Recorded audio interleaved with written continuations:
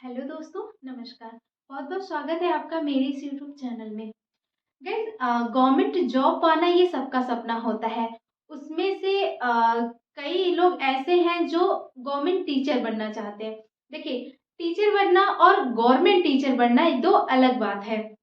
अगर आप प्राइमरी के गवर्नमेंट टीचर हैं और आप 1 टू 5 क्लास तक प्राइवेट में भी पढ़ाते हैं, तो जितनी मेहनत आप गवर्नमेंट स्कूल में करते हैं, 5 से 6 घंटे आप गवर्नमेंट स्कूल में देते हैं, उतना ही टाइम आपको प्राइवेट स्कूल में देना पड़ता है और उतनी ही मेहनत करनी पड़ती है प्राइवेट स्कूल में। लेकिन सैलरी की बात कर ले तो गवर्नमेंट स्कूल के अकॉर्डिंग अगर प्राइवेट में देखा जाए तो बहुत कम होता है। गवर्नमेंट स्कूल में जहाँ 40 से 45,000 प्राइमरी टीचरों को दिए जाते हैं, वहीं 1 टू 5 क्लास के टीचरों को 5 से 10,000 दिया जाता है।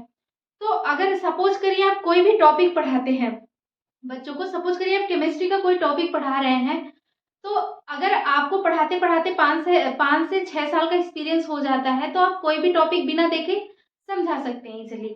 लेकिन वहीं अगर आप फ्रेशर हैं, तो कोई भी टॉपिक समझाने के लिए पहले आपको पढ़ना पड़ेगा। यानी कि जितना मेहनत स्टूडेंट करते हैं, उसके साथ-साथ हम टीचरों को भी मेहनत करनी पड़ती है। तो जो मेहनत हम पढ़ाने के लिए कर रहे हैं, वही मेहनत अगर हम अपनी प्रिपरेशन में लगा दें, तो यकीन मानिए कोई सा भी गवर्नमेंट एग्ज़ाम हो, आप क्रैक कर लेंगे। तो मेरी ये जो वीडियो रहेगी, वो बेस है टीजीटी, पीजीटी की प्रिपरेशन पर, एज़ वेल एज़ जो स्टूडेंट बीएससी में हैं या जो एमएससी में हैं, जो केमिस्ट्री सब्जेक्ट है जिनका, उनके लिए भी मेरी वीडियो हेल्पफुल रहेगी। या फिर जो एमएससी की एंट्रेंस के लिए तैयारी कर रहे हैं, जो नेट जेआरएफ के लिए भी तैयारी कर रहे हैं, आईआईटी जैम के लिए भी तैयारी कर रहे हैं, उनके लिए भी मेरी ये वीडियो हेल्पफुल रहेगी। अपनी वीडियो में मैं syllabus wise subject wise topic को कवर करूँगी, पूरा डिटेल सॉल्यूशन दूँगी, एक-एक टॉपिक के जितने वीडियो में कवर हो सकेंगे 2 से 4 वो मैं वीडियो बनाऊँगी। साथ ही अगर आपको कोई प्रॉब्लम रहती तो मुझे कमेंट बॉक्स में कमेंट कर सकते हैं, मैं उसका रिप्लाई देने का 100% कोशिश करूँगी। और जो भी मेरी वीडियो रहेगी जिस टॉपिक से, जिस सब्जेक्ट से, उसके डिटेल्ड नोट्स भी आपको मेरे टेलीग्राम चैनल पे मिल जाया करेगा। ठीक है? तो जो भी स्टूडेंट हैं वो बीएससी है में है, एमएससी में है या फिर वो टीजीटी, पीजीटी की प्रिपरेशन कर रहे हैं। अगर आप किसी भी गवर्नमेंट जॉब की प्रिपरेशन कर रहे हैं, सपोज़ आप टीजीटी, पीजीटी की प्रिपरेशन कर रहे हैं, तो अगर आप 3 चीज़ों पर फ़ोकस करते हैं ना, यकीन मानिए कोई सा भी गवर्नमेंट एग्ज़ाम रहा, चाहे वो एमएससी में एंट्रेंस के लिए रहा या फिर टीजीटी, पीजीटी का एग्ज़ाम रहा, आप ईज़िली क्रैक कर लेंगे। पहली चीज़ कि जिस भी एग्ज़ाम के लिए आप प्रिपरेशन कर रहे हैं, सपोज़ आप यूपी पीजीटी के लिए प्रिपरेशन कर रहे हैं, तो आपके पास सिलेबस यूपी पीजीटी का आपके दिमाग में रिमाइंड होना चाहिए कि किस-किस सब्जेक्ट से क्वेश्चन आते हैं, कितना वेटेज है, किस सब्जेक्ट का कितना वेटेज है, ठीक है? दूसरी बात कि आप जिस भी सब्जेक्ट से क्वेश्चन आते हैं, वो टॉपिक्स आपके क्लियर होने चाहिए। सारे टॉपिक्स पर आपके कमांड अच्छे से होने चाहिए। अब 99% स्टूडेंट की ये कमी होती है कि कोई 2 टॉपिक, सपोज़ केमिस्ट्री के मेन 3 टॉपिक होते हैं, इनऑर्गेनिक केमिस्ट्री, ऑर्गेनिक और फिजिकल केमिस्ट्री, इन तीनों सब्जेक्ट से क्वेश्चन आते हैं, ठीक है?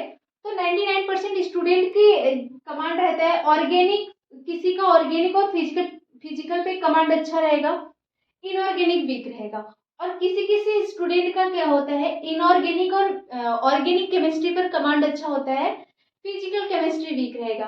अब सपोज करिए कि आपका इनऑर्गेनिक और ऑर्गेनिक केमिस्ट्री पे कमांड अच्छा है और फिजिकल वीक है, तो एग्जाम में फिजिकल केमिस्ट्री से ज़्यादा क्वेश्चन दे दिया।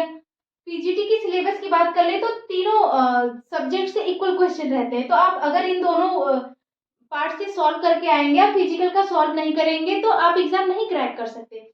तो तीनों सब्जेक्ट से जितने भी टॉपिक्स हैं, एग्ज़ाम में क्वेश्चन पूछे जाते हैं, उस पे कमांड आपका अच्छा होना चाहिए। और तीसरी क्या बात है कि आपके पास प्रीवियस ईयर क्वेश्चन पेपर होने चाहिए। आप प्रीवियस ईयर क्वेश्चन पेपर को सॉल्व करिए। देखिए कि आप जितने भी पढ़े हैं टॉपिक, उसमें से कितना सॉल्व कर पा रहे हैं। प्लस टाइम मैनेजमेंट का होना बहुत ज़रूरी है।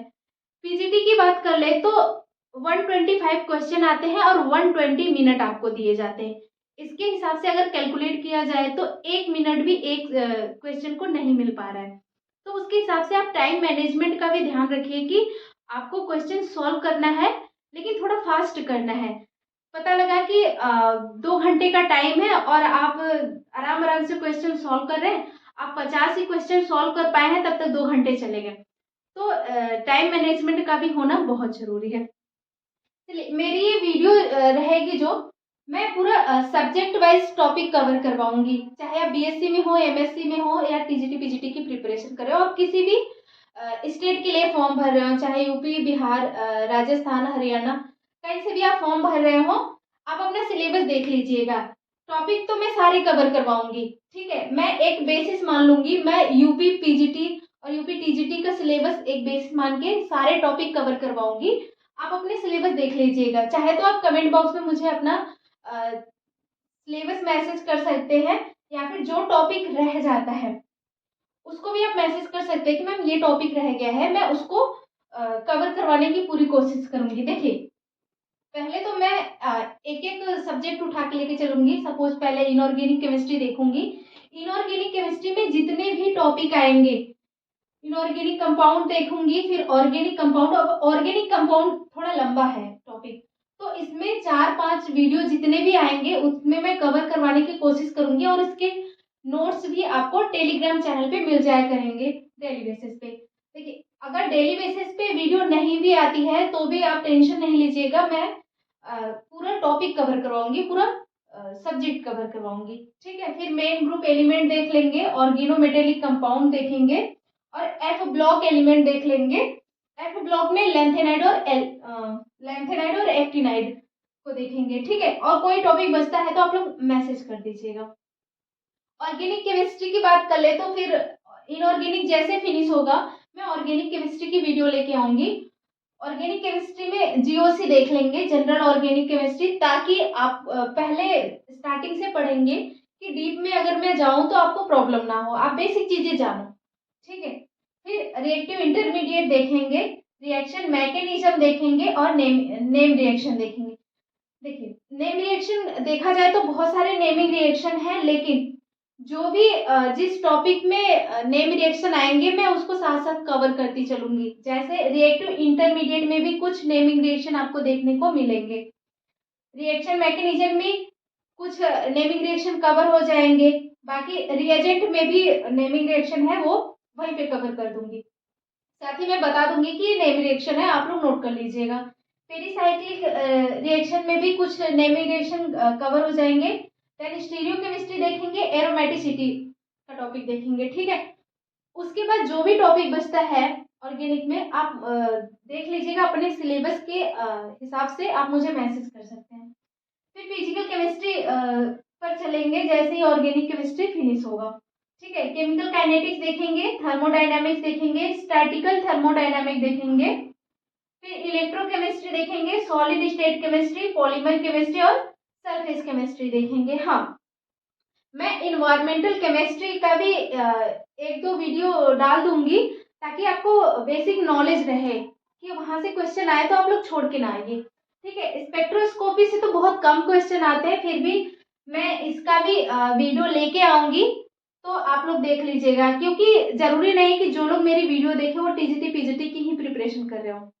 वो एमएससी एंट्रेंस की भी प्रिपरेशन कर रहे होंगे, आईआईटी जेईई की भी, तो भी उनके लिए भी मेरी वीडियो हेल्पफुल रहेगी, ठीक है? एंड स्पेक्ट्रोस्कोपी में एनएमआर स्पेक्ट्रोस्कोपी देख लेंगे, IR spectroscopy, molecular spectroscopy, group theory.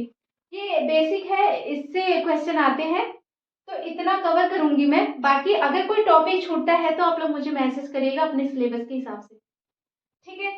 That's all. आपकी कोई क्वेरी हो तो मुझे कमेंट बॉक्स में प्यारा सा कमेंट करिएगा। Thanks for watching. Have a great